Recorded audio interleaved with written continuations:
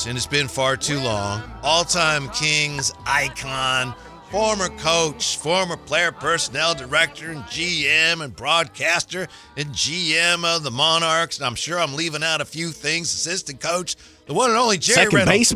Second baseman extraordinaire, Indiana High School All-Star. How are you, Jerry Reynolds?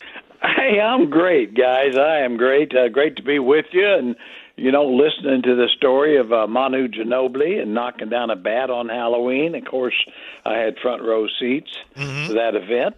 Why didn't you do it? Why weren't you the one?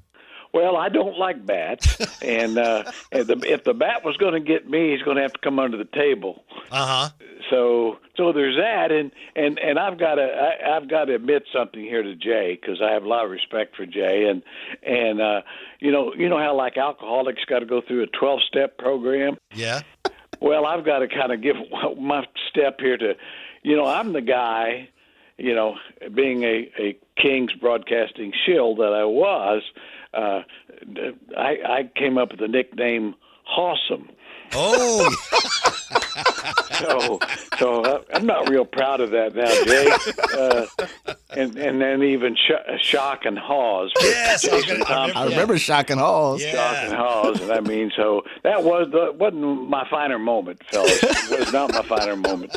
I forgive you, as do all Kings fans do. Steps to go to kind of clean my soul. The next step. I don't know how you did that, Jerry, because he forgave you right away, but I happened to read a quote from Spencer from the bat game, and Jay will never forgive me for that.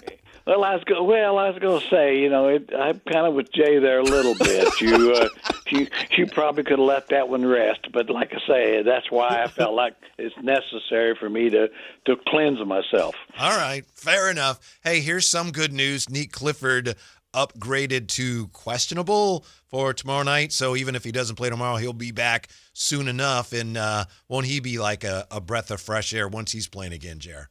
Well, it's going to be great to see him out there. I really think that he's got a chance to be an awfully good player, and obviously the limited time we've seen him, he certainly, can't hurt. That's for sure. I mean, this team, they need.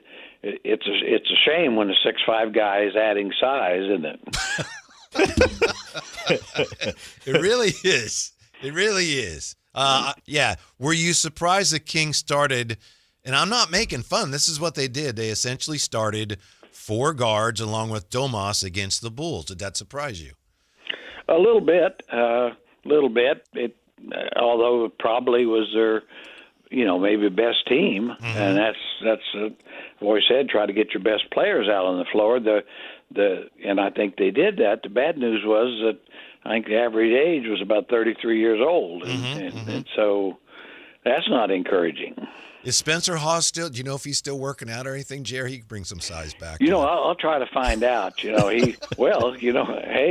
might be able to give him 10 minutes backup center. What do you think? There you go, Jay. What do you think, Jay? Well, I'll let you guys bark up that hill. Someone that is big and has played a few games here is Dylan Cardwell. Legend, what's your take on Cardwell so far? Well, he's got a chance. He can protect the basket a little bit. He doesn't really have any offense, but, he's just one of those guys that you probably got to spend time with. I'd kind of like to think that they'd be better off if they get him down to Stockton and where he could play 30 minutes a night for a lot of nights, and then, work him in as they can. I mean, they do have Eubanks and Saric. I don't know what that means necessarily, but I just think that's a young guy that needs to play. My opinion, Jer, I'd love to know what you think, and obviously you've lived it, you've done it professionally. The Kings obviously came into this year with some idea to compete for something, but they're off to this slow start. The schedule gets really tough from here. Aren't we close to a point where they would have to say, look, we can't win anything this year. We have to focus more on developing the younger guys?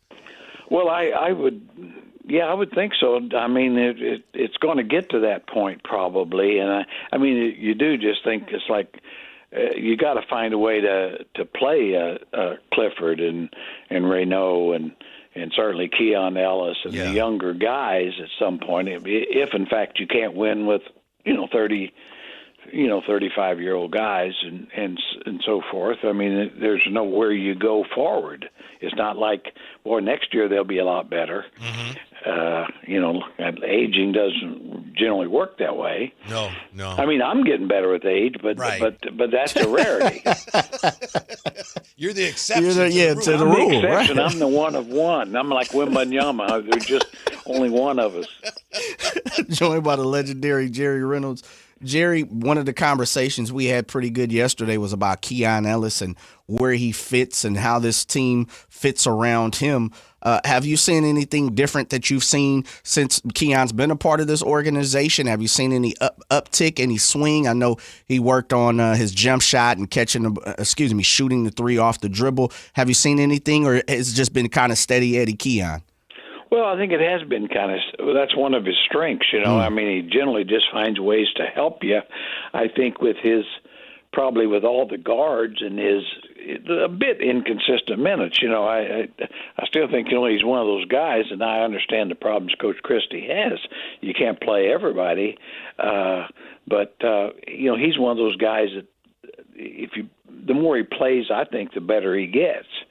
I mean, he's going to spot shoot threes and make them, and he's going to defend, and he's a ball mover, not a stopper, and so I think there's a lot of positives with him, and it's just the real problem I can see is when you've got that many guards and older guards who really expect to play.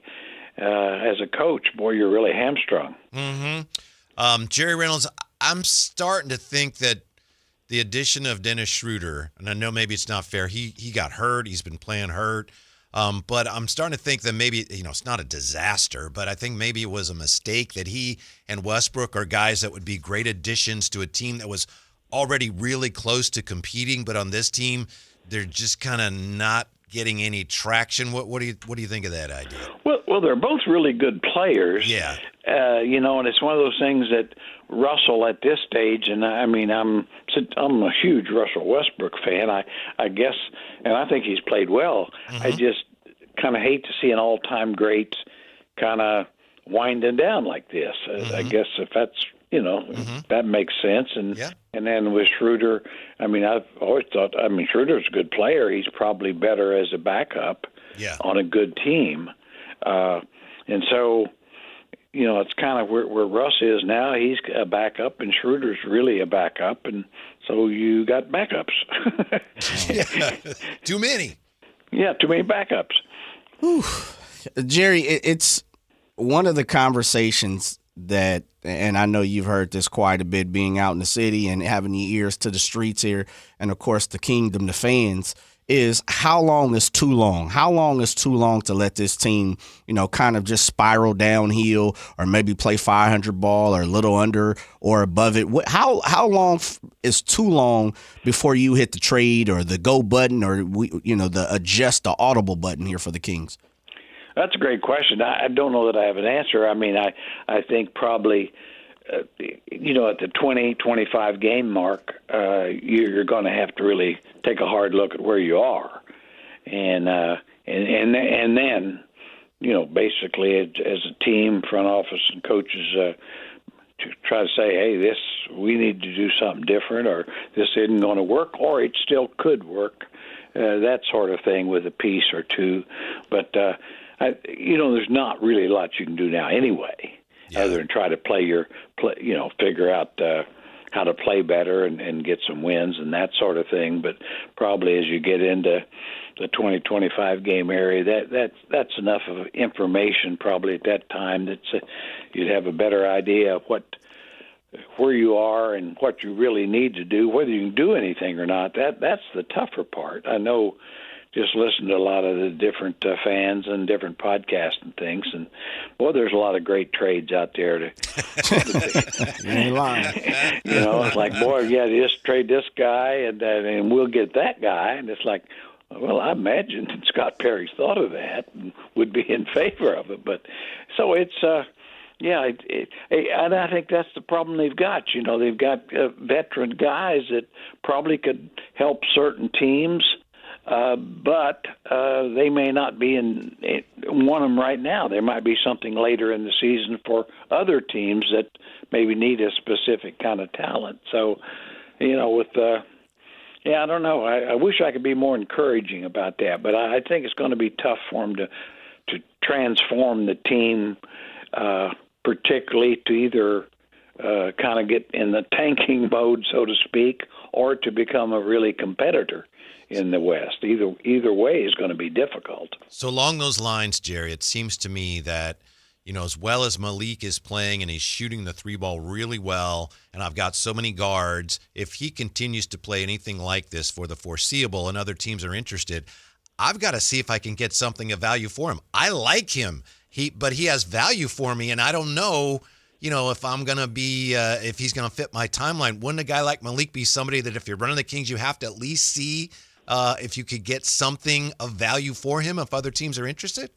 Well, I would think he, with his talent, and I would have to think he does have quite a bit of value, and his contract is not onerous, and so he might be, the best piece you could probably use in a trade, and of course he's a very good player. I mean, it's also true that you're probably not going to replace his talent with equal talent. You might get something younger player with size that maybe fits a better timeline, that sort of thing. And I think that's what you have to do, and you guys have pointed it out. But at some point you have to get younger.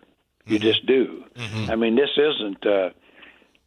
team isn't going to compete with Oklahoma City and Denver for the Western Finals, I don't think.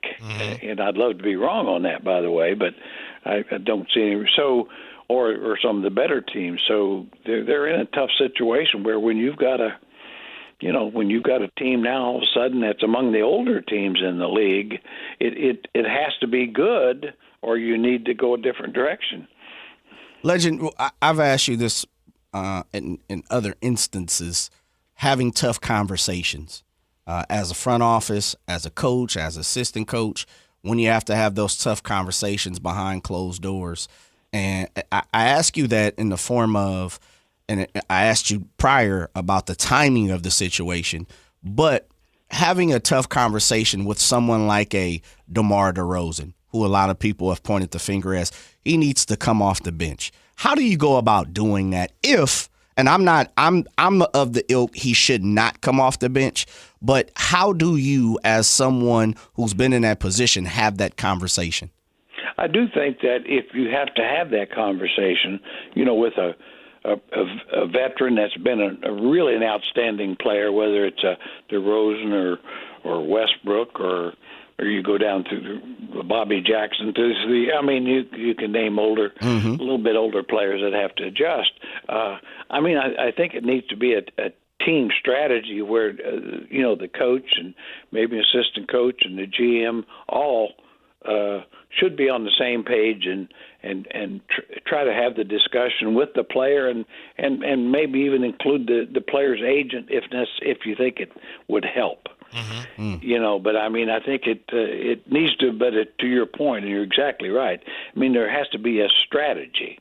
It can't be just. You walk in the locker room, I'm benching you. Right.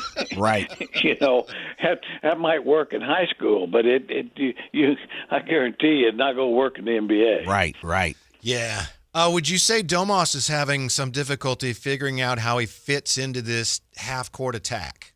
Yes. He just doesn't look like himself at all. His last game was closer. Yes. To himself, but no, Domas. Really is early. Now maybe the injury held him back a little, but they've got to figure out how to use him, and he's got to figure out a way. I think it's always struck me a little bit of how good he and Monk were in the high screen and rolls, and you almost don't see that. Yeah, it's like, well, can't we just keep doing that? That's good.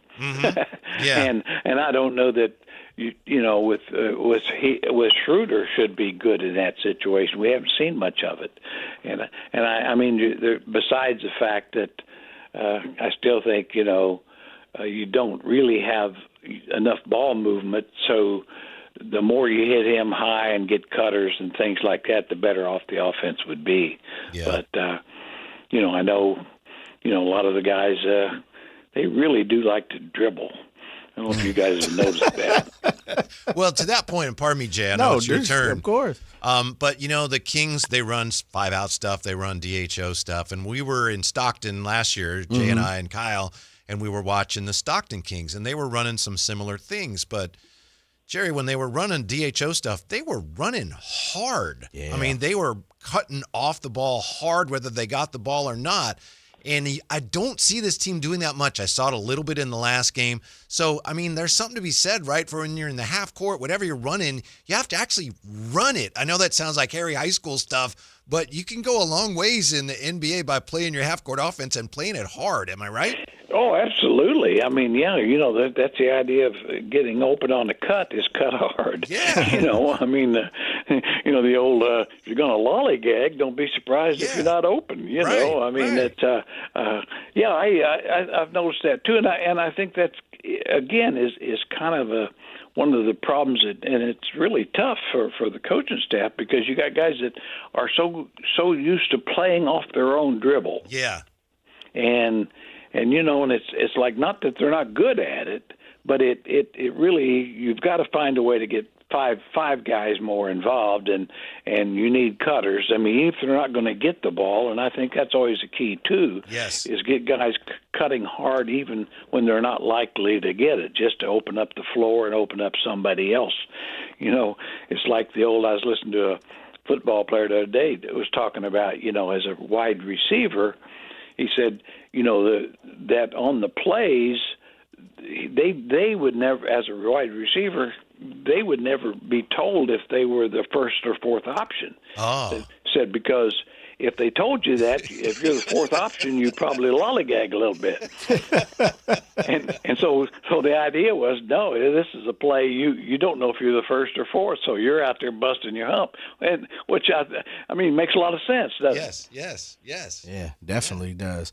Joined by the legendary Jerry Reynolds. Jerry, I'll switch paths here a little bit because I got to get my question in. That's right. I was looking at a docu, and they were featuring Brandon Roy, who was a heck of a ball player before the knees. Was. Played 5 years for Portland, and I believe 1 year on the back end of Minnesota. He was on that roster. I think he averaged about 5 points. It got me to thinking, and, the Anthony Hardaways, there's so many Sam Bowies. There's a bunch of guys who could have been that guy prior to an injury. And some people even said, Larry Bird got the back end of his career kind of taken away from him due to the back. But it got me to thinking about somebody that I know you worked with who's no longer with us, the great Bill Walton. Bill Walton, for my time, was known as a character. Bill Walton was known as a lovable guy. Bill Walton was known as, a father of 2 NBA players. Bill Walton was known as someone that you could just, of course, part of the Grateful Dead fan base, but someone that you would always be able to conversate. But when you talk to people like yourself who have the opportunity to see Bill Walton, people they gush over the fact of who he was and what was taken away from him. Bill Walton, as a player to Jerry Reynolds, was who? Well, when he was healthy, when at his best, he was as good as there ever was. Wow. Just about. I mean, because of his passing ability. I mean, the year he led them to the championship, and the next year they were even better. And then he got hurt again. About 20, 25 games in, 30 games in. I don't know what it was, but I always remember seeing him. And I mean, and he's one of those guys that really, truly, as a center, which Jokic is probably the modern day equivalent, and maybe a better version because of his shooting, but made everybody better. He really did make everybody on his team better than they were. They had some very average players on Portland that looked pretty good. I mean, Larry Steele and Thornzik, as much as Bobby Gross, baby. Bobby Gross. I mean, it's like, geez, and won championships, and it really flowed from him. And so, yeah, and delightful guy. I mean, you couldn't help but I was lucky enough to work with Bill on a few games, and being around him, of course, a couple of games I always remember. Grant and I figured out if you ask Bill a question, you won't need to talk anymore the rest of the half. And so I got to tell you a story, a true story about Bill and Larry. In fact, they were very close, and I always remember Larry was just crushed when Bill got hurt the year after they won the championship in '86 because he thought they'd repeat, Mm-hmm. But Bill got hurt. But anyway, he was telling me his story about how Bill, he said he and his wife were going out of town and really need somebody to watch the boys, when they were young kids. And so Larry and his wife, watched them for the weekend. He said they were, Luke and Emma said they were both pains in the ass. But Bruce would be the other one, right? The guy that ended up playing for the Cowboys, I think. Yeah. Said they were both just pains in the ass. He said it really liked them, but they, just wore he and his wife out. And then comes at the end of the weekend, they come pick them up, and he found out they actually didn't even leave. They just, and he said, I'm about ready to choke Bill. He said, damn. They stayed in town? Yeah, stayed in town. Said we were just babysitting for him. Yeah. I'm sorry. I think Bruce was actually Bill's brother. I apologize. But I wanted to ask you, Jerry, speaking of Bill Walton, I got in an argument with somebody on the radio about this once. I thought Bill Walton was the best outlet passer I ever saw. And someone said, no, Wes Unseld. And I know Wes Unseld had that baseball pass. But Bill Walton just box out, rebound, get it out, and get the break started. He was the best I ever saw. What do you think? I would take Unseld, to be honest with you. Because he was so much stronger. Yeah. And I mean, he could, from right out of the basket, could just that baseball pass? Just pass it right to the other basket. Wow. I mean, I'd say, even Kevin Love is close to Walton. I mean, I wouldn't argue that it'd be hard not to put him second. Yeah. But he was great, but he wasn't quite but Wes, I just thought, man, that guy Fair enough. was so strong. I mean, and Love was awfully good too. People kind of forget it now that he's, not the same Kevin Love, but man, that guy could outlet the ball. Yeah. And wouldn't He was good though. He was good. I mean, Bill was, his level of success he had in college. I can't think of a guy that was better. Of course, I mean, Wes was awful. I remember Wes in college too. So I think it's to the right too. Mm-hmm. Mm-hmm. Was Bill? What was Bill? I mean, everybody talks about him, of course, as the big fella, throw up the hooks and jump hooks and sky hooks and posting. What was his go-to? What beside his great passing ability? Bank shot. What was it? Was the bank shot? Yeah, he had a terrific bank shot, and of course Wooden always really taught that. Right. The angle shot. I mean, Jamal Wilkes was great at that, but it's kind of a lost art. A lot of guys, in the 80s, 90s used that shot, and it's really Tim Duncan was maybe the last great player to use it consistently, I think. Yeah, Jerry, speaking of the bank shot, and I told this story recently, and nobody cares, but you'll care. I went to a basketball camp once, and Larry Farmer and Pete Turgovich were there. Mm-hmm. And one of the things they taught us about the bank, and you probably already know this, Gary Cunningham also was there. They said when you shoot the bank shot, the key is you use the same arc off the backboard. You don't flatten it out or do anything different. Use the same arc that you would use if you're shooting it directly at the basket. Wow. Use that coming off of the glass. And I tried to it works, Jerry. They're right. That's the key. No, exactly. I mean, and, it's kind of like the technique on the bounce pass. Always make it 2/3 of the way there. Yeah. With something on it, and then it'll be just right. Yeah. Right. Yeah. You guys talked about Tim Duncan. Pippen was a guy who used the glass quite a bit. Webb used to sometimes. Webb, I was going to say Webb. Was one of the other ones, and I don't know why it sticks out in my mind, was Kendall Gill. Kendall Gill was a bank shot shooter quite a bit as well. Yeah, I remember Kendall's player. I can't recall that exactly. I always remember working out Kendall Gill in the draft the year. I think he went in front of us, but awfully good player, good guy too, by the way. Had a nice career. One of those guys that you thought might could be a star, but just didn't quite get there. Right, right. Well, we've taken up enough of your time, Jared. We know you got to get ready to pass out candy to all the trick-or-treaters tonight, What's right? in the bowl tonight, Legend? Yeah. Well, I won't be doing it. That'd be Mrs. Reynolds. You can rest assured I won't be in. I'll chase the little Willards away. But no, Mrs. Reynolds, she still she likes people. That's nice. Well, thank you. Yeah, and go Well, Chiefs. anyway, Jay, I just want to just apologize again for my King Sheldon, and hopefully you can find it in your heart to forgive me. Absolutely, I'll forgive you. I'm going to hold it to Whitey though. I'm not gonna. I'm not gonna forgive okay. him. Yeah, just ship all of it to Whitey. There you go.